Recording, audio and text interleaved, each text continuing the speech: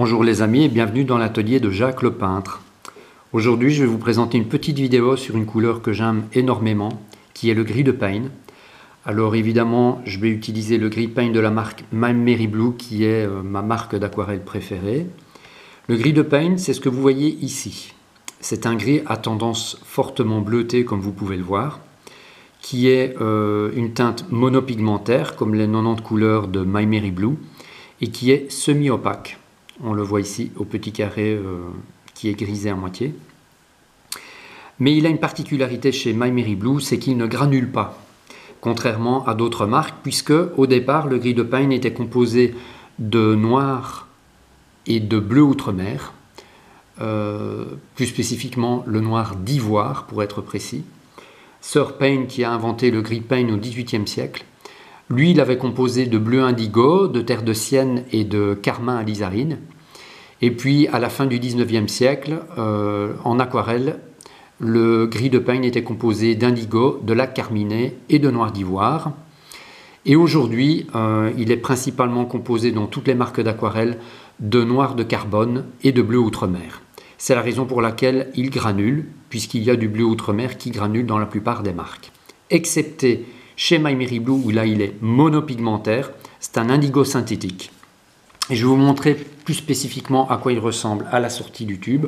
On va utiliser du papier Bockingford dans un premier temps pour la petite démonstration.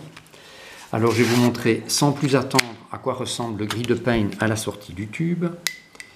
Je vais prendre un peu de gris de Payne et on va l'étaler directement sur le papier. Voilà. Ici, je vais faire un joli dégradé. Et comme vous pouvez le voir, il a une forte tendance bleutée. Alors, c'est une couleur, moi, que j'aime énormément. Je vais vous expliquer pourquoi. Quand on veut foncer une couleur dans les sombres, dans les ombres, etc., plutôt que d'utiliser du noir qui a tendance, la plupart du temps, à salir les couleurs, si vous utilisez du gris de Payne avec d'autres couleurs primaires, comme par exemple avec le magenta, je vais en mettre ici en dessous, vous allez voir que forcément, comme il a une forte tendance bleutée, vous allez avoir de magnifiques violacés. On va remonter pour faire un dégradé et les faire se mélanger.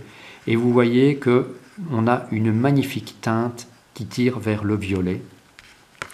Voilà, on va le rapprocher de la caméra pour pouvoir apprécier le mélange. Et c'est déjà une grande spécificité du gris de Payne, c'est que pour une couleur qui est dite grise au départ, vu qu'il a une énorme tendance bleutée, on peut avoir de magnifiques nuances violacées. Donc déjà ça, c'est quelque chose que j'aime énormément. Alors on peut le mélanger aussi avec du jaune.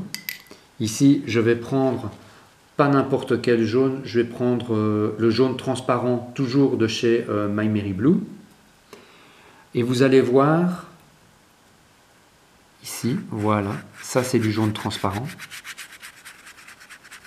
Et vous allez voir que lorsque je vais mettre du gris de Payne dans le mélange, je vais avoir évidemment une magnifique tendance verdâtre. Voilà, je vais le rapprocher de la caméra pour que vous puissiez apprécier.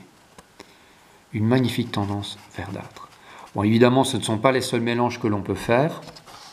Évidemment, vous pouvez encore mélanger le gris de Payne avec du bleu. Par exemple, ici, je vais prendre du bleu de faïence, toujours de chez My Merry Blue. Voilà, un magnifique bleu. Vous savez que moi, j'adore les bleus. Et si vous allez le mélanger avec du gris de Payne, évidemment, vous allez avoir un bleu très sombre, bleu nuit, magnifique pour les ombres. Et ça permet de retrouver la luminosité du bleu si vous le diluez et d'apporter des nuances remarquables. Voilà.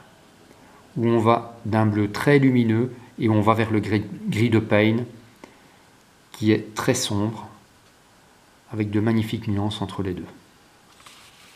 Voilà. Alors, le gris de Payne, moi je ne l'utilise pas uniquement pour le mélanger avec des teintes vives comme celles que vous voyez ici. Je vais prendre un autre échantillon de papier du Canson Héritage, grain satiné. On va le retourner pour utiliser sur l'échantillon la surface qui est adéquate. Il faut toujours retourner l'échantillon pour avoir la bonne surface à utiliser quand vous utilisez un échantillon de papier Canson Héritage. Et alors vous allez voir que si vous le mélangez avec de l'aquarelle blanche, et oui, on peut utiliser du blanc en aquarelle, c'est une couleur comme une autre.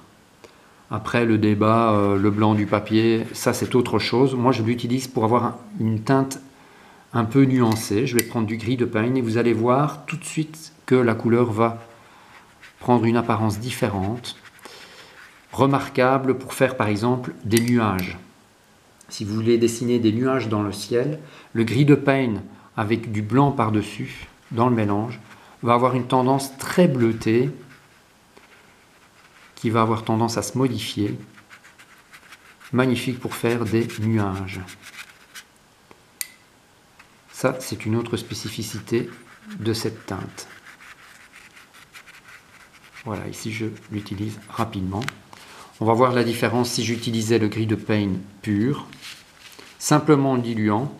Vous n'aurez pas la même nuance un peu grisâtre, légère, comme le nuage. Si vous le diluez très fort à côté avec beaucoup d'eau, vous allez tout de même avoir une nuance qui reste quand même beaucoup plus franche dans les gris. Alors que si vous utilisez du blanc avec, vous allez voir que vous avez un bleu qui devient beaucoup plus léger. Voyez ? Ça, c'est dû à la spécificité du gris de peigne qui a une tendance bleutée. On voit nettement la différence de nuance bleutée. Même en renforçant la valeur sombre du gris de peigne, ici, pour autant que vous allez mettre du blanc, vous allez exaucer, je vais dire, vous allez rehausser la valeur bleutée du gris de peigne si vous mettez du blanc dans votre aquarelle. Voyez ? C'est quelque chose qui est très agréable à faire. Alors évidemment, là je parle de l'exemple des nuages dans le ciel, mais ça peut être également des pelages d'animaux, des plumages d'oiseaux. Si vous dessinez par exemple un arfan avec un plumage blanc, ben, dans les ombres, mettre un peu de gris de peigne, ça aide à créer les volumes et à créer des ombres très agréables.